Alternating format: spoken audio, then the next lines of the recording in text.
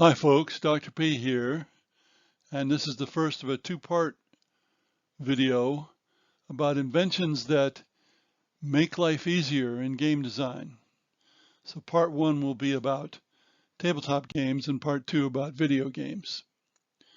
So how did this come about? I was thinking about inventions that many of us take for granted, but which make life much easier.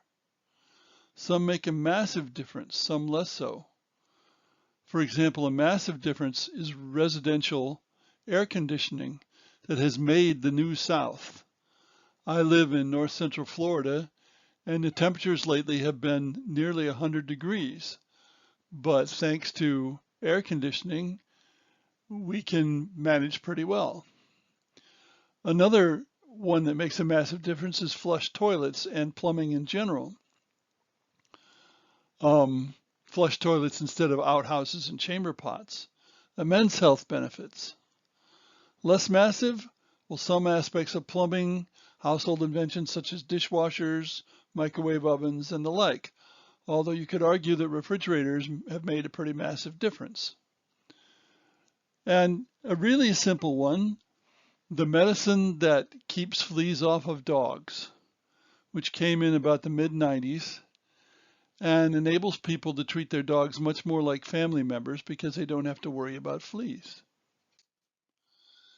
So my next thought was, what inventions in game design have made games better for designers and sometimes for players?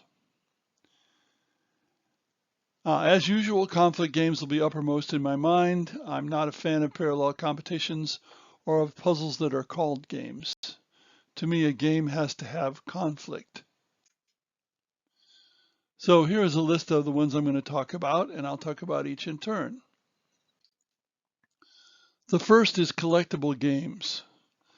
Now, I'm not sure how much this has helped players.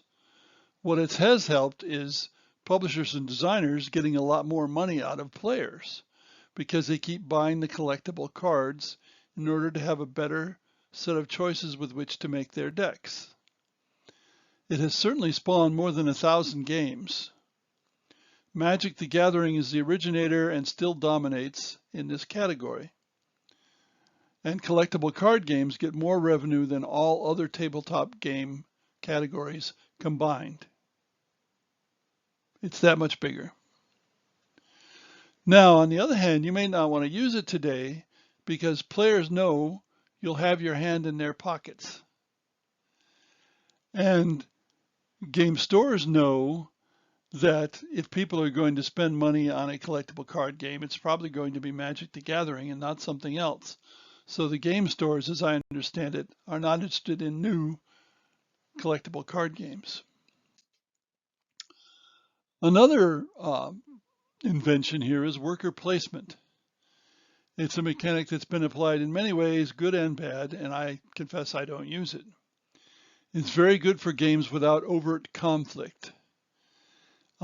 Worker placement can have aspects of blocking as opposed to tackling. Now, in case you're not familiar, in worker placement you have tokens that you can place in certain categories of what you want to do. And in the pure form, once one player has placed their token there, nobody else can. In other forms, it can be a case of people place their tokens, but whoever gets in there earlier has more advantage than somebody who gets in there later. In its pure form that completely blocks the other players, it has very little to do with reality. That is, it's poor for modeling. Deck building is another mechanic for games without overt conflict. And it's the originator of an entire category of deck building games, of which there are probably more than 1,000. Originally, it was strictly abstract. You build a deck and then the game was scored. Now, in some games, you build a deck, then use it in the second part of the game to accomplish something. One of the 2 times I contemplated a deck building game, you collected a deck and fought zombies with the cards you collected. So in case you're not familiar with the mechanic, you're playing cards to collect other cards and build up a deck, and you can to some extent determine what cards are in that deck by your play. Now this, like worker placement, is a poor mechanic or method for modeling reality, which hasn't stopped people from trying to do it, of course. What about avoiding player elimination? Well, of course, this is for games with more than two sides. There's no problem with elimination in two-player games. If one player is eliminated, the other player wins.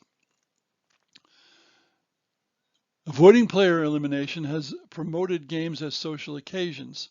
No one is left out with nothing to do because they were eliminated.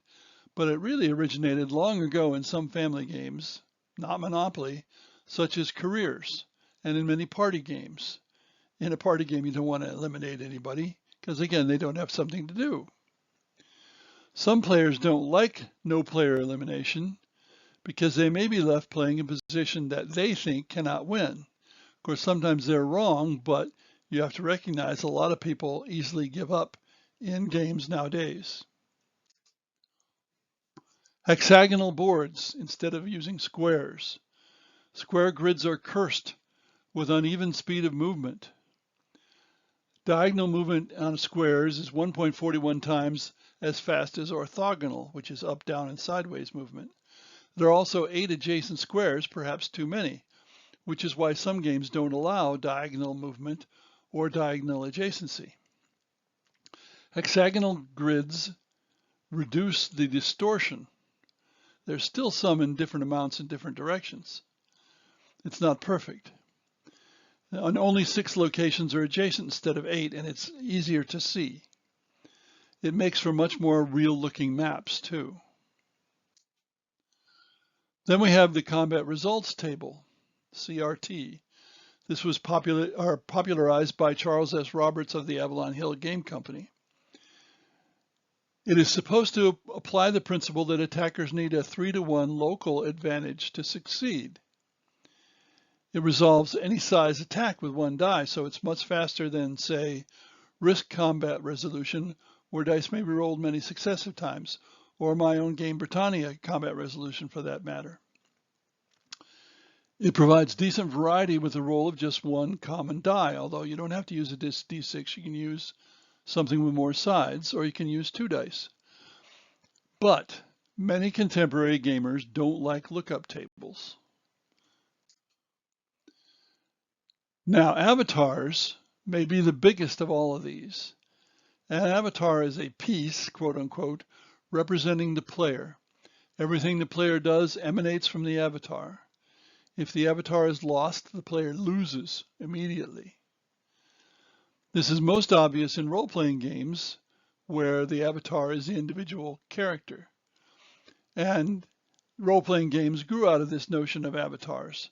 But an avatar can be a race car, it can be a tank, a ship, as well as an individual in the game, such as a general. And RPGs are a well-known category, although not nearly as large as some of the other tabletop categories. And it's avatars at the heart of it.